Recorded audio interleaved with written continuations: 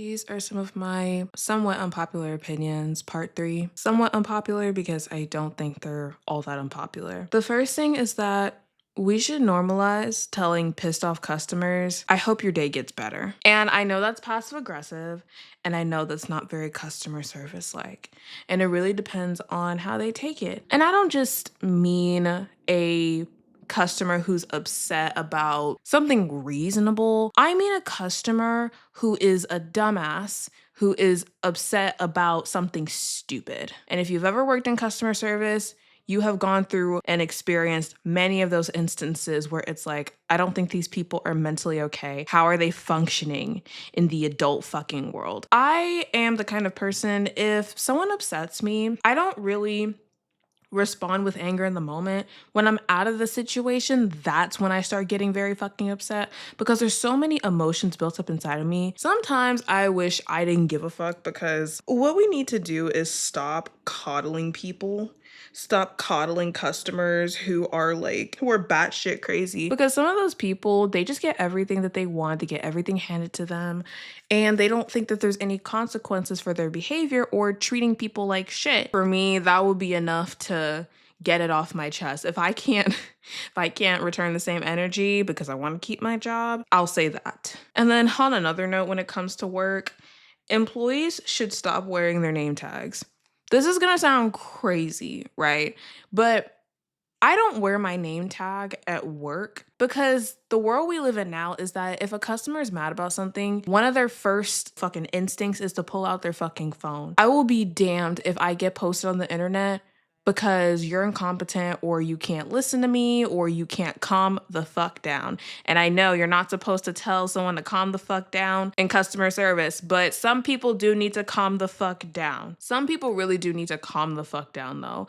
And I feel like at least if that were to happen, if I don't wear my name tag, they at least can't figure out like what my name is and put my name out there and shit. So I think employees, depending on what job you work, if you have to deal with customers and the public and you have to wear a name tag, I don't know. I think we should start taking those off. People who make videos about the same people 24/7 become nitpicky. I mean, this is kind of like no shit, but I watch all kinds of channels, drama channels, all that stuff. And I know drama channels have a bit of a bad rep depending on the drama channel. The thing I notice about some drama channels is that they'll talk about the same people and they may be a part of like a certain community or niche, which I think is fine. But sometimes they'll talk about the same people to the point where they make videos about little insignificant shit about that person, or they get really nitpicky, like just because they don't like them. And look, some people shouldn't be liked on the internet because not everyone on the internet is a good fucking person or exhibits good fucking behavior, and they should be held accountable for the things that they do or how they affect people, whatever the fucking case may be. But it's to a point where it's like, make a video about something a little more, like if a scandal happens or if something significant happens, it's to the point where they're making so many videos about them that it's little shit about them that doesn't even need a video. It makes that person come off as bitter. But that's just my opinion. Innocent until proven guilty does not always work. It doesn't. I watched a documentary recently. It was called, I think it was called Trust Me, The False Prophet. And it was about one of those, oh man, the FLDS, which this is the first time I ever learned about what the FLDS was and all the Mormon stuff and the polygamy, which I don't see anything wrong with polygamy, but that kind of polygamy, that's not even polygamy. You can't even call it that. With all the wives and the way that these prophets would manipulate everybody, have their eyes on everybody, would abuse these little girls. It was crazy. And the documentary focused on Sam Bateman, and the people who were filming the documentary, was it Christine? I think it's Christine and Tolga. They weren't even planning on documenting Sam Bateman and what, like the cult that he had organized. They ended up staying with them for a year and eventually working with the FBI to get him in prison. And it was one of the most interesting documentaries I think I've ever seen. It's so obvious. If you lived in Colorado City and saw Sam with all of these girls and women, if you have common sense, you would know that something is wrong. And something that Christine and Tolga did, they went to the local police with a taped confession. Sam didn't know about it. Taped confession where he admits to the I don't even want to say it. Basically, kids were harmed, right? And the local police were basically like, oh, that's not really enough. We need a confession from one of the victims or some other kind of evidence. Look, you could argue that a taped confession is, I don't know, fucking fabricated or AI or provoke. I don't fucking know. But if the man's saying it and you listen to the way he's talking about his crime, how do you not think, how about we check this out? And it's annoying because innocent until more evidence comes out and then they want to investigate it. But there's people being abused, women and children in this case, little kids. So we're going to wait until we get more evidence. What if you never get that evidence and then the abuse continues? Or even this shit with the David stuff. That pissed me off so bad. I think it pissed off a lot of fucking people because it took them this long. Like, when did we first hear about all of this stuff with Celeste? Was it months ago? He should have been arrested like almost immediately, because even us, people on the internet, or like the law and crime channel that looked into this stuff, all the people that looked into this, it's so obvious that he was involved, even if he didn't kill Celeste. He was still with the minor, but it took him this long to arrest him. I don't think we can do the whole innocent until proven guilty thing all the time. And the people who preach that, I don't think they're always paying attention. It's like sometimes it is just obvious. Fair trial and all that shit, fine. Have them have a fair trial, but still, even before a fair trial, it can be obvious that someone's guilty. But we wait so long and it just doesn't make any fucking sense to me. People should let their kids pick their own religion. I know some people are very tied to their faith to the point where they want to teach their kids their faith, and that is to each their own. However, for me, something that I would want for my own kid is for them to be their own person. Of course, teach them, I don't know, basic morals, basic values, make sure they don't grow up to be a shitty person, which is, I feel like, the main thing that I would want. But I would also want my child to express themselves in the way that they want to and believe in what they want to. I'm not religious personally. I respect people's religion unless they don't respect my beliefs or they try to like force their religion on me. So I don't really have anything to teach my kids religious wise. But if my child wanted to seek out God, if they wanted to, I don't know, whether it's Christianity or I don't know, Buddhism or whatever, like all the religions that are out there, I would let them.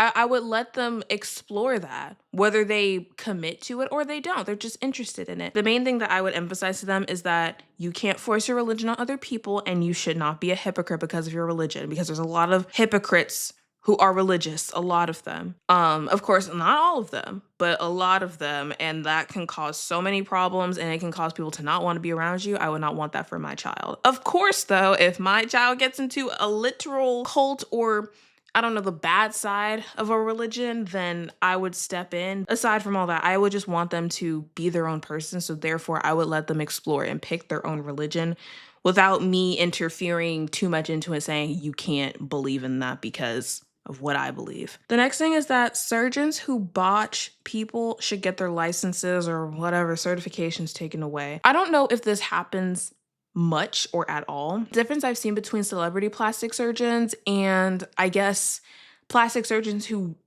aren't endorsed by rich people and celebrities is that the ones with clients from rich people and celebrities get their faces fucking botched. I think we've all seen what botched is.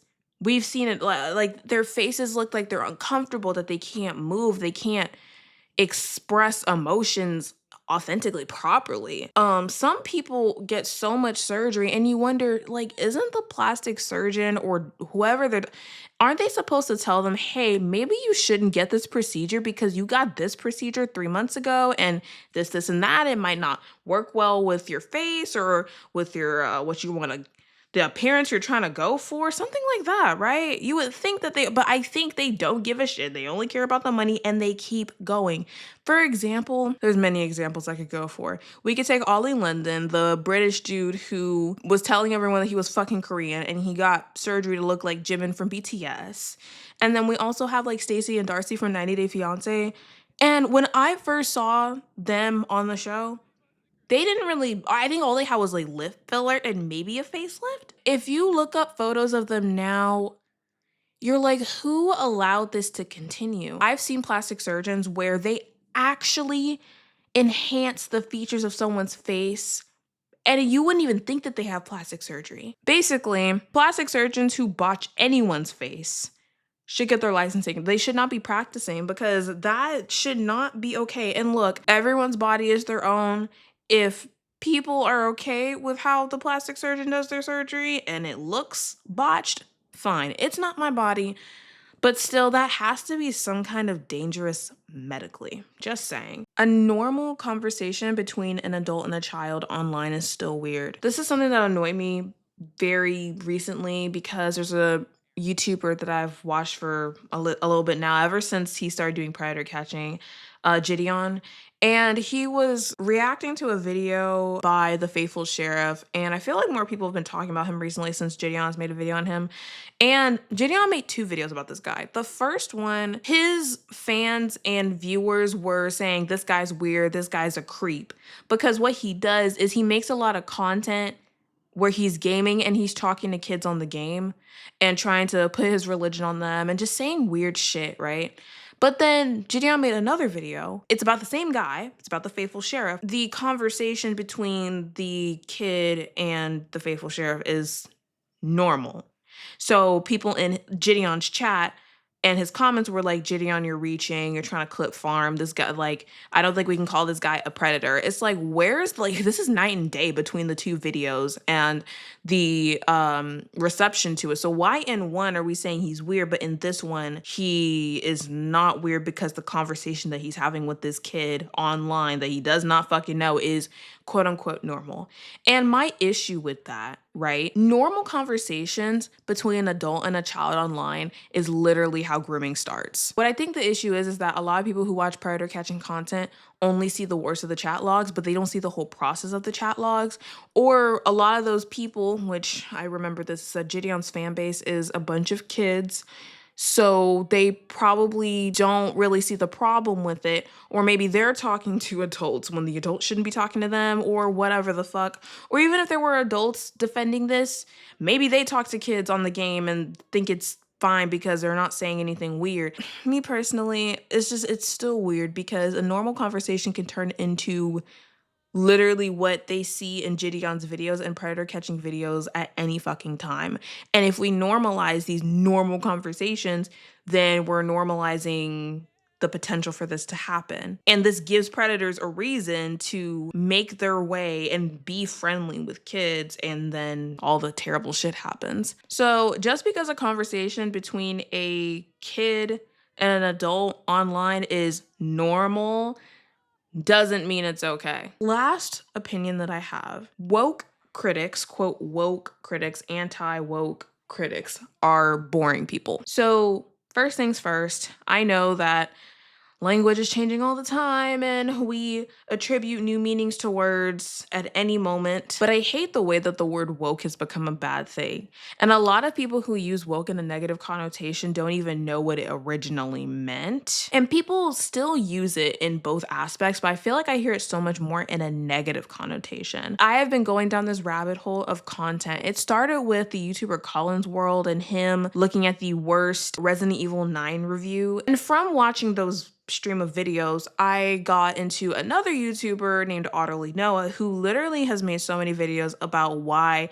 anti-woke gaming criticism isn't criticism. And to put things shortly, anti-woke criticizers don't even look at anything important when it comes to the game. They just look at the same little nitpicky shit all the fucking time. What the fuck does, I don't know, a rainbow anything have to do with the way the game works, or the story, or the level design, the characters, the replay value? There's a whole Excel spreadsheet from some community on Steam, and I've looked at it. There's like hundreds of games on there. If you look at the first game that's listed, it's Balloon Tower Defense 6. You know, the game that you used to play on fucking Cool Math in the computer lab if you grew up with that. They didn't recommend it because part of the reason was there was a rainbow item in the item shop. I don't know if it was a flag or just a rainbow thing, and it's something about it's tied to something gay or LGBTQ. It's like they nitpick the same things that are considered woke to them, and that's how they determine if a game is good or bad. But they don't look at the actual components of the game that fucking matters. Okay? And if you want to believe or call whatever the fuck you want woke in a negative connotation, fine.